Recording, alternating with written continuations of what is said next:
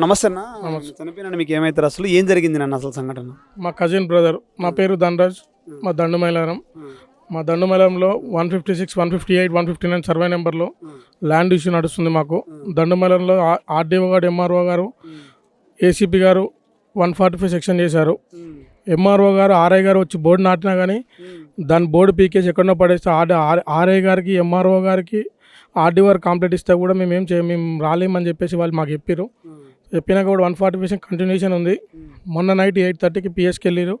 CI sir దగ్గరికి వెళ్ళి మేము పొలం దున్నుతాం సార్ అంటే మీరు దున్నొద్దని చెప్పి సిఐ ఎస్ఐ ఫోన్ చేసి మరి చెప్పడం జరిగింది. అయినా వాళ్ళు రాత్రి 2 గంటల సమయంలో పోయి పొలం దున్నారు. ఆ తర్వాతకి మేము ఎర్లీ మార్నింగ్ పొలం దగ్గర 5 o'clock వెళ్తాం. అప్పటికి ఏం లేదు అక్కడ. మేము 8:25కి అక్కడికి వెళ్ళేసరికి నాట్లు వేస్తున్నారని చెప్పి మాకు తెలిస్తే మేము మా బ్రదర్ని ఇద్దరం వెళ్ళి ఫస్ట్ చూసాము. 100 కాల్ చేసాము. 100 వాళ్ళు లేట్ వచ్చారు. మేము అప్పట్లో వాళ్ళు వస్తారేమో అని చెప్పేసి నేను మా బ్రదర్ వెళ్ళినాం.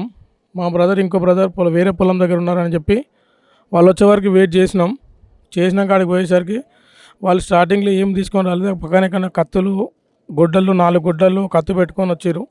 ఒక సైడ్ నుంచి ఒకరు వచ్చి నన్ను అటాక్ చేసిరు. ఇంకో సైడ్ నుంచి వచ్చి ఒక 4-5 వచ్చి వాళ్ళని అటాక్ చేశారు. అక్కడికక్కడే మా బ్రదర్ స్పాట్ అయ్యాడు. ఇంకేమైనా బతుకుతాడేమో ఆశతోని తీసుకొని వెళ్ళడం జరిగింది పిఎస్కి. మా హౌస్ నీకు సీరియస్ ఉన్నది. అటాక్ చేశారు.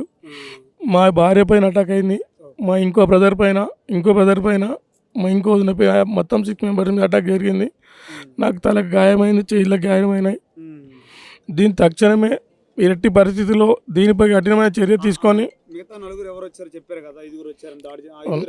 శ్రీశైలం, లింగస్వామి, ప్రసాద్, హసిత, పద్మ, పారిజాత, యాదయ్య వీళ్ళకి ఎట్టి పరిస్థితుల్లో కఠినమైన చర్యలు తీసుకోవాలని మా యొక్క విజ్ఞప్తి. ఏ ధైర్యంతో ఇన్ని చట్టాలు ఉన్నా కూడా ఏ ధైర్యంతో వాళ్ళు ఇలా దాడి చేయడం జరిగింది?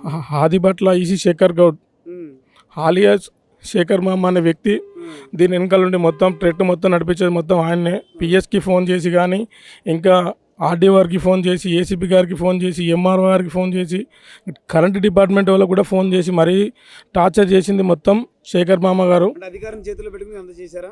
అధికారం చేతిలో పెట్టుకొని అలా చెప్పలేను. బట్ కానీ శేఖర్ మామ అనే వ్యక్తి అసలుకి ఏం సంబంధం లేకుండా అసలు విలేజ్లో జరిగేది, ఆయన ఉండేది ఆదిబట్లలో, మేము ఉండేది దండుమైలారంలో. మా విలేజ్ వాళ్ళకి ఏదైనా జరుగుతుంది తెలుస్తుంది కానీ వాళ్ళకైతే తెలియదు కదా. ఇక్కడ ఒక వ్యక్తి గుండ్ల సత్య అని ఉంటాడు, ఈ వాళ్ళ అనుచరుడు. ఆయన ఏదున్నా తీసుకొని వెళ్ళి అక్కడ పోయి చెప్పడం, వాళ్ళతో ఫోన్లు చేయించడం రెగ్యులర్గా.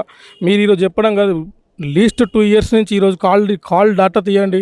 శేఖర్ గౌడ్ గారు కానీ, గుండ్ల సత్తయ్య, ఇంకొకటి మా ఇప్పుడు ఆ శ్రీశైలం అనే వ్యక్తిది, 3 డాటాలలో ఈసీ శేఖర్ గౌడ్ రెగ్యులర్ ఒకరోజు ఫోన్ ఉంటుంది. కాల్ ట్రాపింగ్లో చూడండి తెలుస్తుంది మీకే. అయితే అధికారులు కూడా ఎందుకు పట్టించుకోలేదు? మరి కలెక్టర్ దగ్గరకు కూడా ఇల్లే ఉండాలి ఈ విషయం. ఆర్డీఓ దగ్గరికి వెళ్ళి ఆర్డీఓ గారు సపోర్ట్ చేశారు. 145 సెక్షన్ ఇలా ఎట్టి పరిస్థితుల్లో నేను తీయను అని చెప్పారు. వీళ్ళు ఏం చేస్తున్నారంటే శేఖర్ గౌడ్ అనే వ్యక్తి అంటే మాటికి ముమ్మాటికి ఒక్కోసారి ఫోన్ చేసి బెదిరించడం జరుగుతుంది వాళ్ళ పిఎస్ వాళ్ళని. వాళ్ళు కూడా వెళ్ళి వాళ్ళు వచ్చి మాకు సపోర్ట్ చేయడం జరుగుతుంది. వాళ్ళు 100 మేము ఎప్పుడు కాల్ చేసి అప్పుడు మాకు అందుబాటులో వస్తున్నారు, మాకు సహకరిస్తున్నారు. కానీ నిన్న దురదృష్టమో అదృష్టమో తెలియదు కానీ కొంచెం లేట్ అవ్వడం వల్ల నా అన్నయ్య అనిపోయిండు.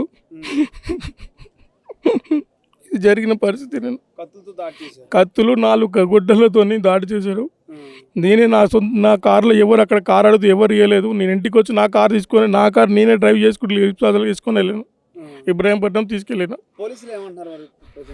పోలీసులు ఏమంటున్నారు అనేది ఇంక ఇప్పుడు అక్కడ మా వాళ్ళు మాట్లాడుతున్నారు. ఇంకేనా తెలియదు. ఇంకా మేము మా పిల్లలకి మా చిన్న పిల్లలు 1.5 year ఒక బాబు ఉంటాడు. నైట్ నిద్రపోలేదు. ఆయనకు ఏదైనా వాళ్ళకి ఏదైనా ధైర్యం బతకడం ఏమైనా చేయాలని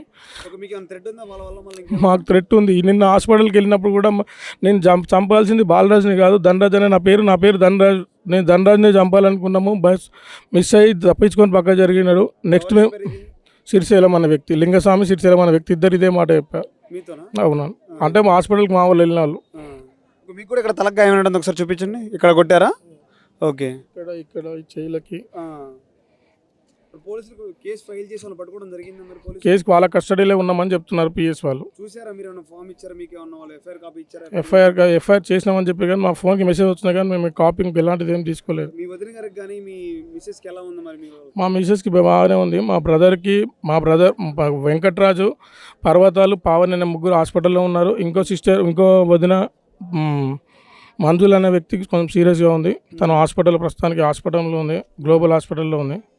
ఏంటి అన్నది ఏంది ఇంకా తెలియటం లేదు.